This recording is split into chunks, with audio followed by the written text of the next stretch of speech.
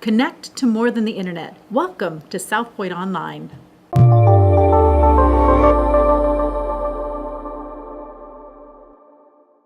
Thanks for joining us online. Stick around after the message to hear more about what's going on at SouthPoint, including our online and local announcements.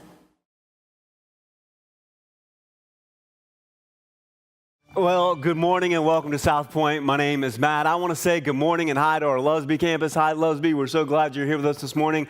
I want to say good morning and welcome to our Leonardtown campus. Thank you to all of our families and friends that came to join and see and be a part of the child dedication. We're just so grateful you chose to be with us here this morning. Hey, we're in this series called SafeGuard. And listen, the whole idea of this series is pretty simple. It goes something like this. Each and every one of us, regardless of where you are in your faith, whether you have no faith, some faith, or different faith, that each and every one of us have things that are worth guarding. And as last week, as we started the series, we discovered two important things. That when you and I don't guard the things that matter in life, that you and I can experience loss and pain, and no one wants that.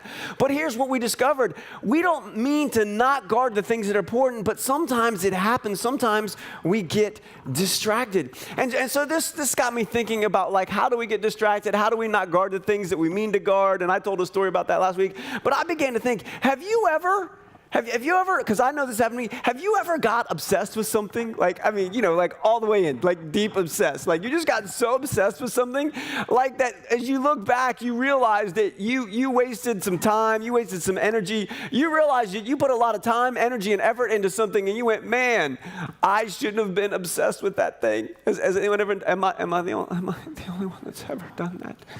Right? Like, listen, now I'm going to share a true story, and I don't mind sharing true stories that go way back in the day, because when you share true stories about way back in the day, everyone understands. But this story is only about 5 or 6 years old, so it's a little bit embarrassing for me. My daughter was into this video game on Xbox, and she said, and she had played it before, and we had played it together, and then the new version of the game was coming out, and she said she wanted to play it, and I thought that would be a great way for us to bond, and that was really just an excuse for me to play this really cool video game, if I was honest this morning.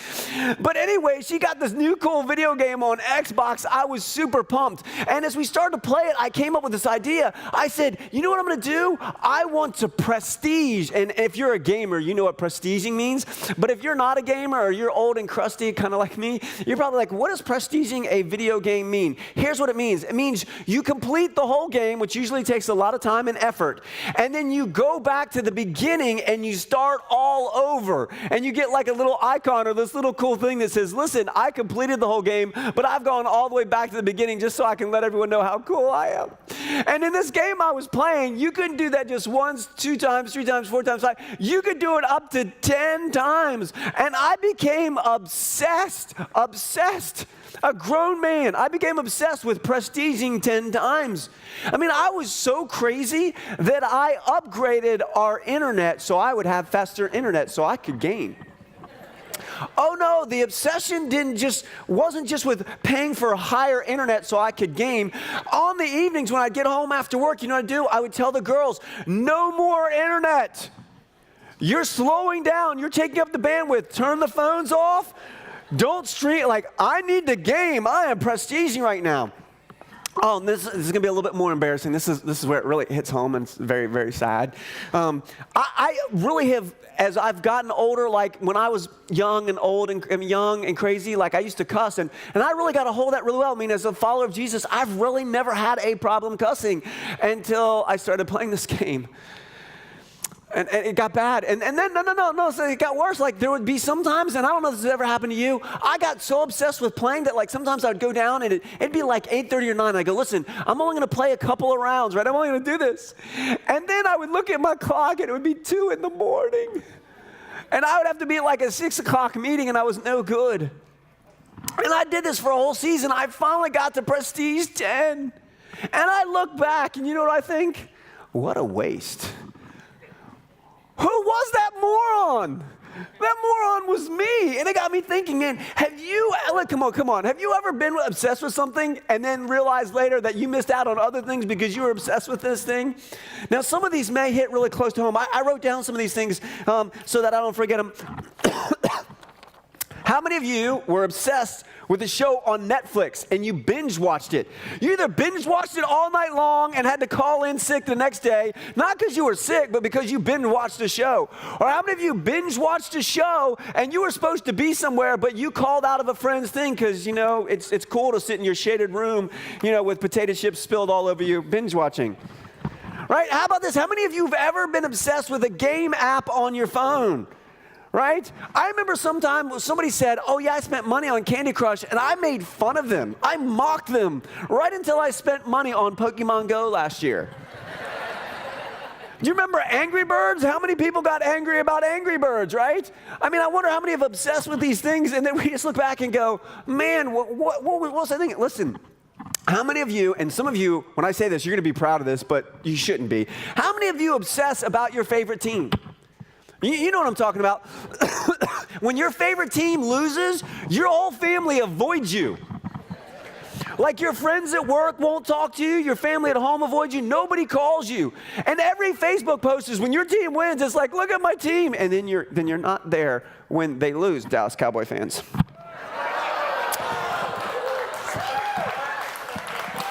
Sorry. Maybe I like my favorite team too much.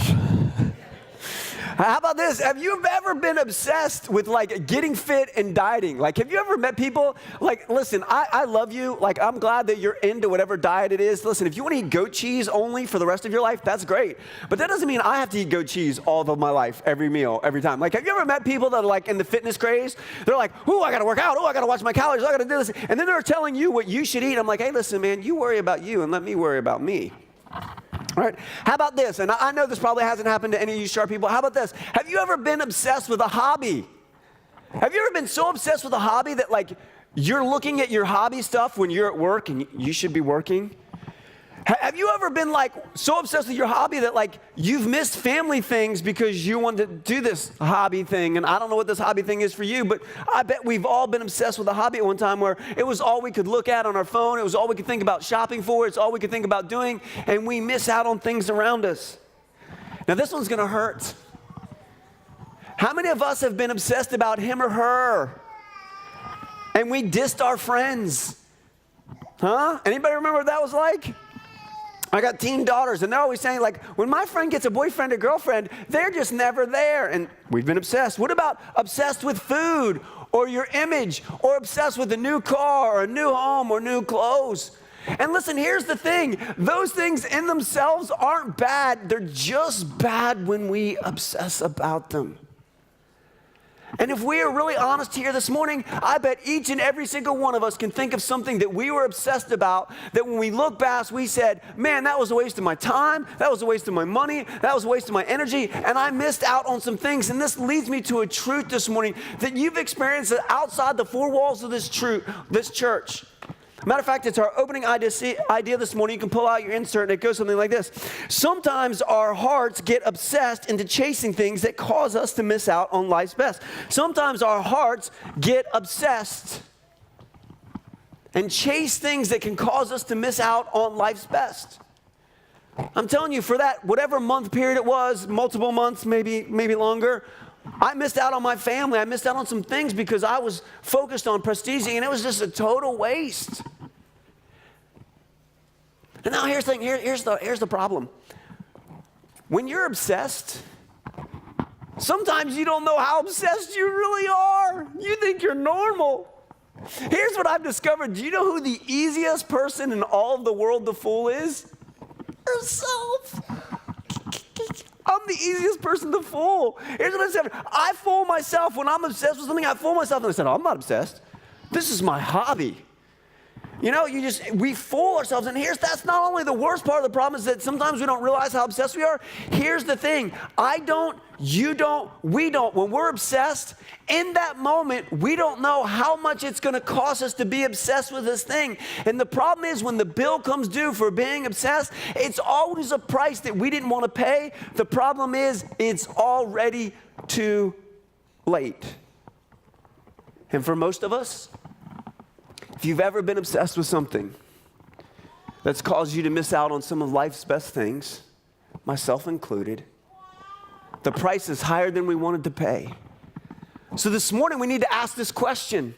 How do we not let our hearts get obsessed with things that could cause us to miss out on life's best? And I say this every Sunday. I say, there's really good news. In the midst of this very difficult question, there's some really good news. And this good news is good news regardless of where you're on your faith. Because listen, here's what I've discovered. Most people, both in the church and outside of the church, will always agree, listen, I believe Jesus was a good guy. I believe Jesus had good teachings. And so listen, here's great news. Not only does Jesus love you, not only does Jesus care for you, Jesus actually addresses this very issue of being obsessed with things that can maybe distract us from the best things in life. Matter of fact, Jesus 3 times in the New Testament, it's recorded that he says, listen, there are some things that you need to guard yourself against that will actually hinder you from having the life that you want and the life God has for you. And so this morning, Jesus addresses this very issue, and we're going to take a look at it. So we pick it up in Luke 21, 34 through 35, and it says this, be on your, what does the word say? Listen, anybody that's had the impact that Jesus had, I mean, regardless of where you are in the faith with Jesus, I believe the empty tomb is proof. So, I mean, you and I can disagree on what that means, but the truth is the tomb is empty. Jesus conquered hell and death. And so since he's the only person who conquered hell and death, I pretty much trust him. And when he says be on guard, it's probably pretty wise that we should be on. So Jesus says, listen, be on guard so that your hearts are not weighed down. Now, when Jesus says weighed down, he's trying to give us a visual image of your heart gets kind of covered or overtaken. Your heart becomes obsessed. Something happens on the inside of you where all of this weight or all of this focus happens and your heart becomes obsessed with something. It says, do not let your hearts get weighed down with disposition. I actually had to look that up. I have a pretty good vocabulary, but I had to look that up. And if you want to know what it means wasteful expenditure. Yeah, you learned a new word today. That means wasteful expenditure. It means like, hey man, like if you spent 30 days of your life trying to prestige, that might have not been the best investment of the 30 days of your life. Matt, you moron, right? It says in drunkenness. And drunkenness doesn't just mean like drunkenness with alcohol, but drunkenness in the sense of, do you use something to medicate your life? And then he says, and the worries of life. And then he says, and then that day will close down upon you suddenly like a trap, for it'll overtake all who live on the face of the earth. Now listen. You know what I like about Jesus? You see, Jesus actually cares enough about us to not tell us a lie that everyone will like. Look up here. Jesus actually loves us enough to not tell us a lie that we'll like. Matter of fact, Jesus loves us so much that he's willing to tell us a hard truth. And here's the hard truth that Jesus is trying to say. Just because in the moment something feels good, it doesn't mean it's good for you. And not only does he tell us that just because it feels good in the moment, it might not be good for you. He tells us kind of this truth that he says, listen, in the end, we're going to all have to give account. At some point, there's going to be kind of this day where we go, hey, God gave us this life, and what did we do with it? And this morning, if you don't want to let your heart, if I don't want to let my heart get obsessed with things that will actually keep me from life's best, we have to understand what Jesus is saying. And so this morning, and I do mean this morning, I do have brief because we have a timer over here called children. And when they are done, whether we're finished or not, right? And so here's observation number one is everyone will have their day. Everyone will have their day. Everyone will have a day where they go, did what feels good, was it actually good for me? Now listen, I want to tell you a true story. My daughter is in the process of getting her license. She took the class, she passed it, she had her learners, she's got almost 60 hours. She is at the point where she is begging us, please go take me to get my license. And we're like, hey, get a job, like do all these other things. And she's like, please let me drive. And then now I think she's discovered that if she asks us to take us places, that we get annoyed and then we'll just give in. So now she's asking us to take her all these places, right? And so she has to take this test. And I was reminded of the time that I had to take my driver's test. Now where I was, you didn't have to do all this rigmarole. know, mostly because I was older at the time, wanted to go take my driver's license. And they give you this little book that you're supposed to study. And I flipped through the book and I saw a bunch of pictures. And I'm like, man, I've driven a car. I've driven a tractor. Like, I know how to do this. I can drive. Man, I feel good. I'm going to pass this test. So I looked at it. I threw it off to the side. I went to the DMV. And I took my test. I felt good about it. I knew I was going to pass. I knew I was going to walk out of there with a smile and a driver's license. And guess what happened? I failed. Not once, but twice. I don't learn very quickly, do I? And here's what I discovered. Even though it felt good in the moment, and I thought, oh, I think I'm going to pass, and it felt good to not really study too much and just kind of flip through it and throw it off, and it would feel good that, hey, I'm going to go get my license, and this is going to be easy. That day came where I actually had to take the test, and I didn't make the grade. And just because it felt good didn't mean it was good for me. Can I get an amen? Okay, so listen. Here's the truth. Every one of us will have a day. And this isn't just something that the Bible teaches. This is something that science and sociology has discovered. Matter of fact, there was a end-of-life nurse, hospice nurse. Her name was called Bronnie Ware. She's from Australia. And for years, she had worked in this end-of-life care, and she typically worked with people in the last 12 weeks of their life, and they would often share with them their life regrets. And over the years, she began to compile these life regrets from people who were kind of at the end of their life, and she wrote it in the book. Matter of fact, we're going to put it up on the screen. Bronnie Ware is an Australian nurse who spent several years working in palliative care. And she got all these lists of things that people regretted. And she wrote an article. She was talking, and she had this article about this book, the top 5 regrets of the dying. And here's what she writes. She listen to this is powerful. This is not a Christian. This is not a pastor. This is not a church. This is just someone who has spent a lot of time with people. Here's what she says: when people realize that their life is almost over and they look back clearly on it, it is easy to see how many dreams have gone unfilled. Most people had not honored even half of their dreams and had to die knowing that it was due to the choices that they had made or not made.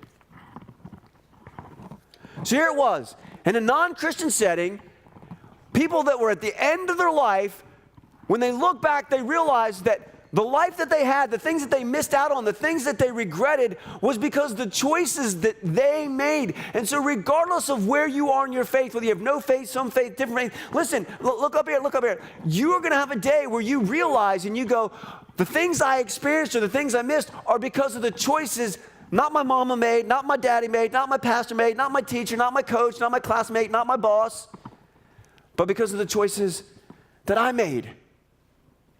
That each and every one of us will experience a day where we go, did the choices I made through my life lead to the things that I want? Matter of fact, Jesus knew this before sociology told us. Matter of fact, Jesus says it this way in Matthew 16:27. Jesus says, for the Son of Man is going to come in his Father's glory with his angels. And then he will reward each person according to what they have. I mean, here's what I love about Jesus. Jesus loves us so much that instead of telling us something that we all want to hear, which is, doesn't matter how you live your life, do whatever you want and we're all good. Jesus doesn't lie. Jesus tells us, he says, listen, you've been given the gift of life, and someday we're all going to stand before God and we're all going to give an account. And it's all going to be based on the choices we made. And here's the greatest news. There's only one choice that will determine your eternity, and it's not how good or bad you were, it's what you did with Jesus. So by the way, how have you responded to Jesus? Jesus, point number 2, says there are 3 dangerous obsessions. Matter of fact, if you're following along and you want to know, you're a type A person, you want to know in your little insert, there are 3 dangerous obsessions. Jesus tells us: dispensation, wasteful expenditure, drunkenness, and he said the worries of the life. And you can see in the bulletin, I wrote them down kind of as the next thing. Right? How many of you have ever been like, listen, I just want to get to the next thing. I was in the gym the other day, and there was this guy's like, it's Friday, we're going to go party. Roar. I went, okay, dude. And it got me thinking, I'm like, hey, man, you're going to work all week, you're going to lift, just so you can go booze it up? Like, You're just chasing the next thing. And here's the sad thing. We'll all laugh at that person and go, oh, we're just going to the next weekend. But how many of us do that in kind of in the nice way? I just can't wait to get to the golf course. I can't wait to buy or get out on the boat. I can't wait to buy this thing. I can't wait to my next promotion. And here's the thing, is often in life, we'll get obsessed with whatever the next thing is. What's the next high? What's the next accomplishment? What is my next fun thing? And we're always looking to the next thing. We're always kind of like, oh, I want to do what's coming next. Or some of us, we become obsessed with just feeling good. Life is hard. Maybe you experience some pain and your pain is legitimate. I mean, all of us in life will experience things that aren't good and that hurt. And for many of us, when that happens, we just don't ever want to feel that. And so whether it's alcohol, whether it's food, are you addicted to food? Do you overeat? Are you addicted to porn? Are you addicted to shopping? I mean, what is it that you use to feel good about life? Jesus says, be careful, because if your heart becomes obsessed with just feeling good, it'll actually rob you from the very life that you were intended. And then he says, the worries of life. Listen, I've discovered this truth. I don't care how much you sing, oh, little birdies, come and do my chores for me. Like in all the Disney movies, the birdies never come. There are no dwarves. Nobody comes and cleans your house. Nobody washes your dishes for you. Nobody folds your clothes. Nobody pays your bills. Nobody mows your lawn. Like, listen, here's what I've discovered. There are real things. You got to get up. You got to go to work. You got to change the diapers. You got to make clothes. You got to do all this stuff. Like, listen, what I discovered is we can get trapped in the daily grind. And when our hearts become obsessed with the next thing, when our hearts become obsessed with just feeling good and medicating, when our hearts become consumed or obsessed with just contributing and making sure the next thing happens, we miss out on life. I discovered this the hard way. Family vacations. Anybody remember family vacations? I'm sure I've created some horrific memories from my children that I'm going to need to pay for counseling for. That's not funny. And here's why. Because, I don't know if you can tell, I'm wound a little tight, right? And so, when we go, well, you're laughing at me again. Right? I'm on a little bit tight, and so when we go on vacations, I was like, I want the house to look nice when we leave so that I don't worry about having to come up and clean the house. I went on vacation, I want to think, and so I want it to be clean. And then I want to leave on time, but I have a specific way I want to pack, and I want everybody to be packed, and I want to leave on time so we don't run into traffic, and I'm like a drill sergeant. And so I remember the first couple of family vacations we had, my kids were crying, my wife was crying, and no one wanted to go on vacation. And here's the thing. Isn't the whole point of vacation to relax and enjoy and to be with people? And because I was obsessed with having a clean house or packing the car just right, or did we not forget everything, or do we leave exactly on the minute that I thought we needed to leave, that I actually missed out on the very thing that I wanted, which was to enjoy my family. And instead, I ruined the start of those things, because I was obsessed with something that in the end would actually cause me to miss out on the very thing that I wanted. Which leads me to the third observation, if you're following along in your insert, which says this: our hearts are made for connection with God and others. Our hearts are made with connection for God and others. And you might be thinking, oh, Matt, you're just saying that. You're a pastor. You should say that, that our hearts are made for a connection with God and others. And people always ask me, Matt, why do you have to include God that? Why can't you just say we're made for a connection with others? And here's why I say that. Because listen, we're made to be connected to others. The problem is that when we're connected to others without God, we get the world that we live in. Let me say it again, because you might have missed that. When we have relationships or connected to other people without God, then we end up with the world that we live in, where it's busted and broken and we care more about things than people. And people do horrific things to other people and don't realize other people are made in the image of God. So we need to have a relationship with others and God. But you don't have to take my word on for it. Sociology and studies and anthropology, they've studied this stuff. Matter of fact, in March of this year, 2017, there was an article in the Boston Globe by a guy, we're going to put him on the screen.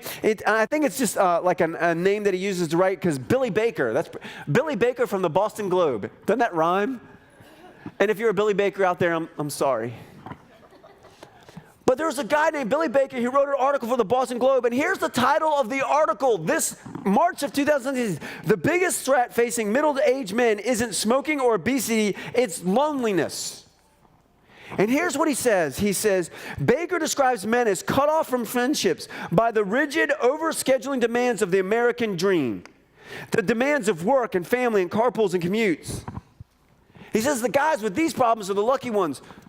They're the single dads, they're the unemployed dads. There's people who have life going around them, and it's hard. And the American Surgeon General said, listen, that loneliness is an epidemic overtaking America for men and women. See, you and I were meant to do more than consume. You and I were meant to do more than contribute. We're made to do both. That's why God made bacon and chocolate. And that's why God allows us to have jobs, and we can create and we can produce and we can add to the world and not just be takers. You and I are meant to contribute. You and I are meant to consume, but we're meant for more than that. We're meant to be connected in genuine relationships with God and others. And when you and I are not connected in relationship with others, listen, I want to say something, and this is going to seem heretical, but it's very biblical, okay? Ready? Everyone look up here. The people that come to me and go, all I need is God, I go, that's not in the Bible. Matter of fact, if you don't believe me, we'll look in Genesis. Genesis 2:18. It said, the Lord God said, it is not good for the man to be what? I will make a helper suitable for him. Listen, think about it. This is before the fall, and this is in the Garden of Eden.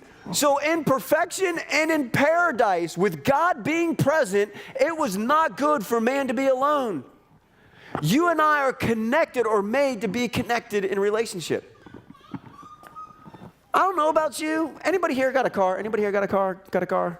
I'm not giving cars away. This isn't one of those churches where you get a car, you get a car. No. All right? But here's what I discovered about cars. If you have a gas car, you can't plug it into your wall. You can't pour water in the gas tank. You can't pour olive oil, Costco oil. You pour whatever you want in that. That car is only going to run if you put what in it? Because a gas engine is designed to run on. Listen, you were made to be connected to other human beings. See, the problem is when our heart gets obsessed, when our heart gets obsessed with wasteful expenditures or the next thing, when our heart gets obsessed with medicating, when our heart gets obsessed with kind of the worries of the day and just getting through the daily grind, you know what we miss? We miss the people around us. I can't tell you the number of times that I've been with friends, my family, coworkers, where I was there physically, but I was not there mentally. I was checking my phone. I was doing something else. I was worrying about something. I was obsessed with something else. And I missed the people that were right there in front of me. And you know what I discovered? Because I've done funerals, matter of fact, way too many, more than I've ever wanted to. When you go to a funeral, what's important isn't how much money they had or what kind of car you drove or even all your work accomplishments. You know what's important in a funeral? The people. The people that are there that said, I knew that person. They were my friend. They were my family. They were my coworker. I knew that person. At the end of the day, we should absolutely contribute to the world. God created us for a destiny to contribute. God absolutely blesses us, and it's okay to enjoy a sunset and an extra large ice cream on Solomon's Island, because I'm going to do that today on Father's Day. But we are made, we're supposed to do that in the context, if you're following along, we're supposed to consume and contribute in the context of connected relationship. If you're like one of those people, a rule follower, we're supposed to do that in the context of connected relationship. Now, I want to close with a true story about a friend, an unnamed friend, Kyle Squire, the pastor at Lusby. There you go, Kyle. I had this friend Kyle, right? He went on this trip. He went on this hiking trip with some guys. I didn't get to go, but I heard it was a really cool hiking trip. He went with a couple of buds from the church, and there was a group of guys. There were some young guys, or a little bit older guys, and they had planned this trip to kind of hike, and they were going to camp out. It was going to be this awesome, fella time. Yeah, bro, we'd eat grubs and worms, and rub dirt on hot dogs and eat them raw, that kind of thing. And then all be glad when we get home and get to eat real food, right? Anyway, so he was on this hiking trip, right? And he tells me the story. He tells me the story. He's like, we had this camp out. We slept someplace. We went this place. And then at the end of the day, the next day we woke up and we had this kind of pretty long hike, but it was in this beautiful area. And the idea of this hike was to like be together and to talk and see the beauty and laugh and kind of like have nothing to distract us. I mean, there wasn't any cell phone service, and the idea was to kind of just be together, to just be together. But what he didn't know is one of his friends had taken this giant, like 30 or 40 pound rock and stuck it in the bottom of his backpack. Like under his clothes, and kind of, it wasn't really a backpack. It was kind of like one of these camping, like hiking packs, and stuck it in the bottom. And as he was hiking along, he was starting to sweat, and his legs were aching, and he was having trouble breathing because everyone was like talking. It looked like they were having a great time, and he didn't want to say anything because when you're with the fellas, you can't be like, oh man, I'm hurting, I'm tired, because then they'll just make fun of you, right? Because that's what we do as guys, right? Listen, if a friend who's a guy doesn't make fun of you, they might not like you, because that's what we do when we're guys, right? We just give each other grief, right? So he doesn't want to say anything. So instead of like talking and focusing on what's going around him, he is way down, and he finally gets to the end of the day with a kid, and he like sits there and he's just exhausted, and it's been hard, and he hasn't gotten to hang out with everyone because he's huffing and puffing, and he starts to unpack his stuff, and he sees this giant boulder, and the guy who put it in starts laughing at him, and he kirks out and tackles him. Sorry, Kyle. Not really. Now we all laugh, right? But how many of us, a friend didn't put a boulder, we picked up a boulder, and we're carrying it around, and we're missing the friendships and the people in the life all around us, because we haven't heeded the words of Jesus, who says, guard your heart so it isn't weighed down by being obsessed with whatever the next thing is. Guard your heart so it doesn't get weighed down with medicating your life with things or stuff or with food or with pleasure. He says, guard your heart against the daily grind. I mean, we all got to get stuff done, but I've discovered the world won't end if the dishes don't get done, or my clothes are wrinkled. You still need to do your chores, teens. But how many of us have picked up a boulder and we're carrying it around and we're missing out on the very life that God has for us? On this Father's Day, dads, guys, moms, and everyone else, let our hearts not be obsessed with things that may feel good, but that aren't good. And then someday when we look back and we have our day, we're not filled with regret, but we're able to go, we live the life that God intended. Let me pray. Hey, God, you rock. Thank you, God, that when we do get obsessed with things that aren't good for us, God, that there's mercy and grace. God, that we can't go back and rewrite our story, but from this day forward, we can begin to write a new chapter and reframe what the future will look like with your help. Jesus, thank you for being a truth teller. Thank you for not telling us a lie that, oh, if it feels good, go ahead and do it, and because you wanted to be like, but know that you told us the hard truth, that sometimes things that may feel good may not necessarily be good for us, and that we should guard our hearts so that we can experience the life that God has for us. Help us on this day to remember that life isn't about religion or rules, that life is all about relationship. A relationship with you and a relationship with everyone around us. Help us to have eyes to see and ears to hear and hearts that are open. In Jesus' name, amen.